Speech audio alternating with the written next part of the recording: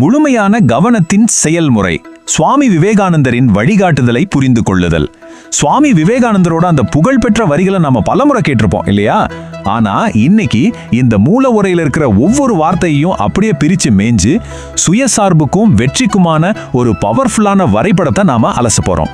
Shortcuts தேடி ஓடுற இந்த உலகத்துல இந்த உரை ரொம்பவே தெளிவான ஒரு செயல்முறையை காட்டுது. சரி, அந்த வழிகாட்டுதலோட முதல் படி என்னன்னு பார்க்கலாமா? உண்மையான தன்னம்பிக்கைங்கிறது உண்மையிலே எப்படி இருக்கும்? இந்த மூல உரையின் ஆழத்துக்குள்ள போறதுக்கு முன்னாடி ஒரு நிமிஷம் யோசிச்சு பாருங்க. நாம பொதுவா அதை எதுல தேடுவோம்? ரொம்ப சத்தமா பேசுறதுலயோ இல்ல யாருக்கும் பயப்படாத மாதிரி காட்டிக்கிற உடல் மொழியிலையும் தேடுவோம், ரைட்? ஆனா நம்ம கிட்ட இருக்கிற இந்த சோர்ஸ் மெட்டீரியல் தன்னம்பிக்கைக்கு முற்றிலும் மாறுபட்ட ரொம்ப அமைதியான ஆனா அசுர பலம் கொண்ட ஒரு விளக்கத்தை தருது. தன்னம்பிக்கை அப்படிங்கிறது வெளியே காட்டுற ஒரு விஷயம் கிடையாது, அது நமக்குள்ள நடக்கிற ஒரு பிரம்மாண்டமான ஃபோக்கஸ் அப்படிங்கிறத நாம இப்போ புரிஞ்சுக்க போறோம். இந்த மூல உரையை கொஞ்சம் உற்று கவனிச்சிங்கன்னா ஒரு சுவாரஸ்யமான விஷயம் பிடிபடும். இதோட தலைப்பே தன்னம்பிக்கை வரிகள் அப்படின்னு தான் தொடங்குது. அவர் வெற்றியின் ரகசியத்தை பற்றி பேச ஆரம்பிக்கிறதுக்கு முன்னாடியே அதை தன்னம்பிக்கையோட நேரடியாக கனெக்ட் பண்ணிடுறாரு. அதாவது நீங்கள் முழுமையாக ஒரு விஷயத்தில் கவனத்தை குவிக்கும் போது மட்டும்தான் உண்மையான தன்னம்பிக்கை பிறக்குது அப்படிங்கிறத இந்த தலைப்பு நமக்கு ரொம்ப தெளிவாக உணர்த்துது. இது ஏதோ சாதாரண அட்வைஸ் கிடையாதுங்க, இது ஒரு ஸ்ட்ரிக்டான கட்டளை. தன்னம்பிக்கையை வளர்க்கறதுக்கான ஒரு டைரக்ட் ஃபார்முலான்னு கூட சொல்லலாம். கட்டளை 1, ஒரே ஒரு எண்ணத்தை கையில் எடுங்க. இந்த வழிகாட்டுதலோட முதல் மற்றும் மிக முக்கியமான கட்டளையே இதுதான். கேட்கறதுக்கு ரொம்ப சிம்பிளா சாதாரணமா தோணலாம், ஆனா உண்மையிலேயே யோசிச்சு பாருங்க, இது எவ்வளவு கஷ்டமான ஒரு விஷயம். நம்ம மைண்ட் எப்பவுமே ஆயிரக்கணக்கான எண்ணங்களால் அலைக்கழிக்கப்பட்டுக்கிட்டே இருக்கு. ஏகப்பட்ட இலக்குகள், ஆசைகள், பிளான்கள்னு மனம் அப்படியே சிதறி கிடக்கு. ஆனா இந்த மூல உரை நம்ம கிட்ட எதிர்பார்க்கறது ஒரு முழுமையான தனிமைப்படுத்தலை. மற்ற எல்லாத்தையும் உரங்கட்டிட்டு உங்க முழு கவனத்தையும் ஈர்க்கக்கூடிய அந்த ஒரே ஒரு எண்ணத்தை மட்டும் தேர்ந்தெடுங்கன்னு இது ரொம்ப ஸ்ட்ராங்கா வலியுறுத்துது. அந்த ஒற்றை எண்ணத்தை கண்டுபிடிக்கிறது தான் இந்த மொத்த ப்ராசஸோட முதல் படியே. 1, எண்ணத்தை கையில் எடுங்க.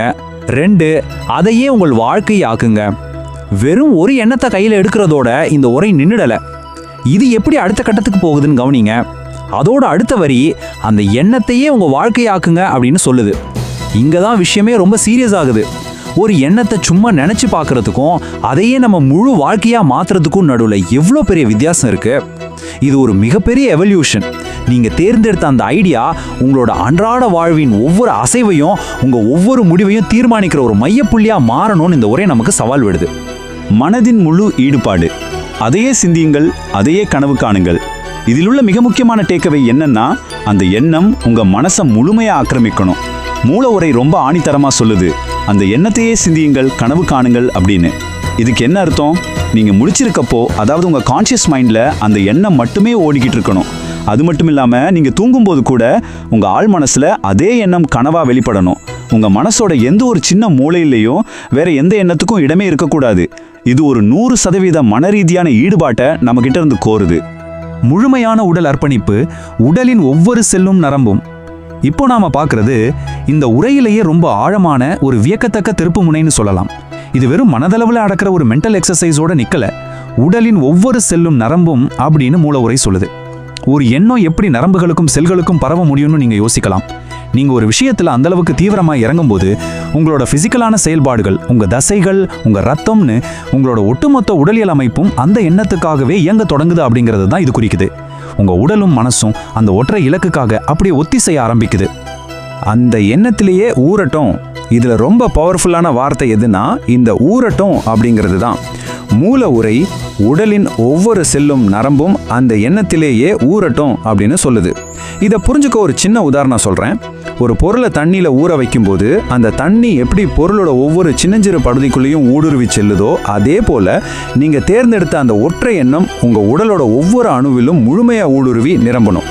எந்த அளவுக்குன்னா, நீங்களும் அந்த எண்ணமும் வேற வேற இல்லை, ரெண்டும் ஒன்று தான் அப்படிங்கிற நிலையை அடையிற வரைக்கும் அதிலே நீங்க மூழ்கி இருக்கணும் அப்படிங்கிறத இந்த வரிகள் ரொம்ப ஆழமா பதிவு செய்யுது. உச்சகட்டம் இதுவே வெற்றியின் ரகசியம்.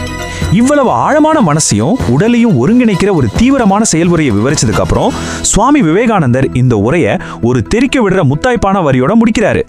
இதுவே வெற்றியின் ரகசியம். அவர் இது பல வழிகளில் ஒன்றுன்னோ இல்லை இது ஒரு நல்ல ஐடியானோ சொல்லல. இதுவே ரகசியம் அப்படின்னு திட்டவட்டமா சொல்றாரு.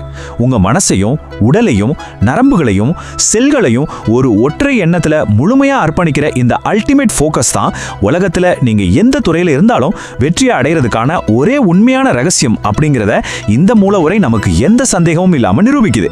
இன்று நீங்கள் கையில் எடுக்க போகும் அந்த ஒரே ஒரு எண்ணம் இது. இப்போ சுவாமி விவேகானந்தரோட வரிகள் நம்ம முன்னாடி ரொம்ப தெளிவான ஒரு வரைபடத்தை விரிச்சு வச்சிருக்கு. இனி பந்து உங்க கோட்ல தான் இருக்கு. உங்க வாழ்க்கையை முழுமையா ஆக்கிரமிக்க போற, உங்க செல்களிலும் நரம்புகளிலும் ஊற போற, இன்னைக்கு நீங்க கையில் எடுக்க போற அந்த ஒரே ஒரு எண்ணம் எது? எப்பவும் சிதறி கிடக்கிற எண்ணங்களை அப்படியே மூட்டை கட்டிட்டு அந்த ஒற்றை இலக்கை கண்டுபிடிச்சு இன்னைக்கே உங்க பயணத்தை தொடங்குங்க.